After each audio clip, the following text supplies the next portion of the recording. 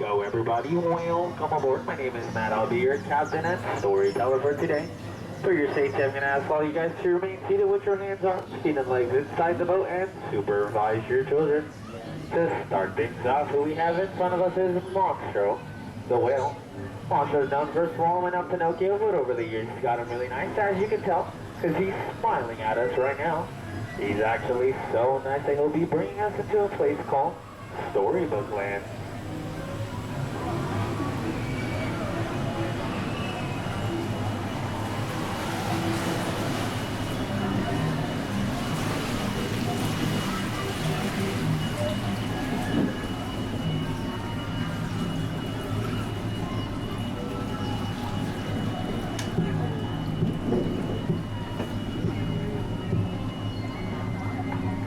And with that being said, all stories start off with a once upon a time.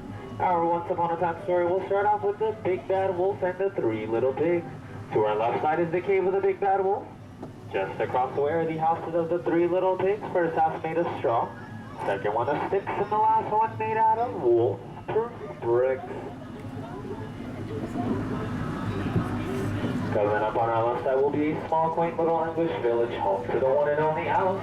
Alice one day chased a white rabbit, ended up following the rabbit to a hole in which she got curious about and fell deep, deep down, down, down into a place known as Wonderland. And if that isn't your cup of tea, on our right side is London Park, where Peter Pan first met all three of the darling children, Michael, John, and Wendy, before they left on their quest to Neverland, only with the help of Tinkerbell and her magical pixie dust and a few of the ducks you guys saw in the park there. Just ahead of us, I know it's pretty brightening and blinding, that is the city of Agrabah, in which the street rat Aladdin himself fell in love with Princess Jasmine. Even though it's forbidden for them two to ever be with each other, true love conquers all, as they live happily ever after inside that beautiful palace there.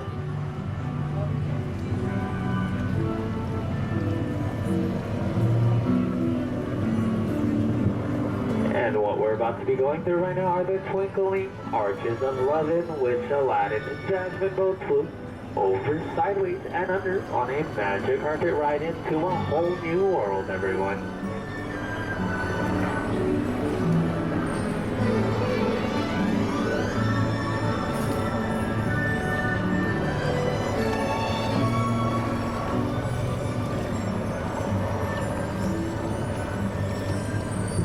Just ahead of us is the Cave of Wonders, where all the treasures of the world are, whether it be gold, jewelry, or coins.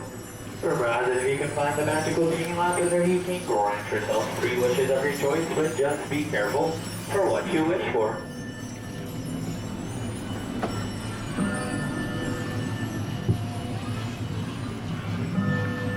And to our right side will be the cottage of Snow White and the 7 Dwarfs. If you listen closely, you can hear them singing and whistling while they're working in their minds.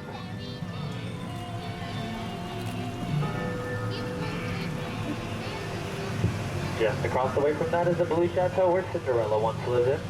Past that is where she ended up living happily ever after, up on top of the hill inside that castle with her Prince Charming.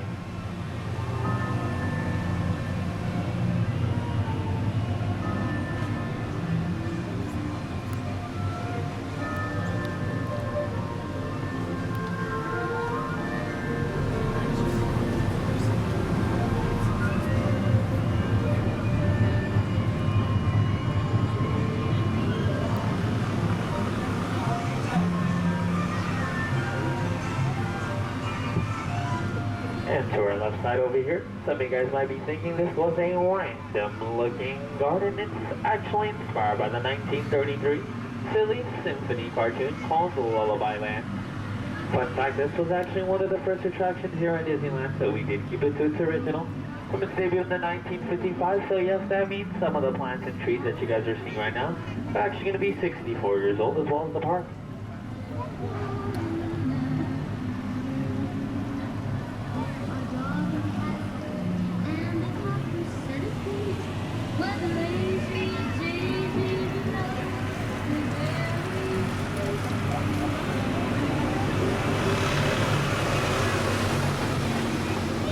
Just ahead of us where that tree is right there, that's actually Mr. Mole's treehouse, and past away from that is Mr. Toad Hall. Unfortunately, they will not be joining us because they're both off on a wild ride to nowhere in particular. Past that is the Kingdom of Arendelle, home to Anna, Elsa, and Olaf. And if you look beyond the mountain, there's the ice castle where Elsa let it go.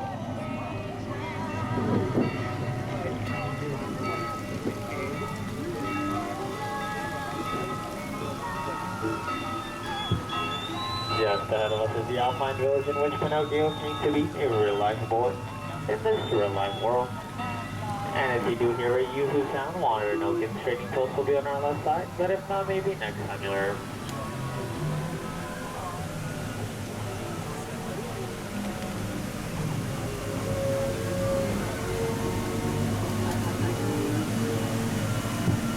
On our right side is Prince Eric and Ariel's castle, where they ended up living happily ever after. But it wasn't always like that. Ariel came from under the sea, does not want to be a part of that world anymore, but a part of your world. And to the left, you guys will see through the crack in the water where all of Ariel's friends and family will be. And as our story comes to a complete end, I'm going to ask all you guys to remain seated with your hands, arms, and fingers inside the boat. Once we get to the dock, I'm going to count to 3.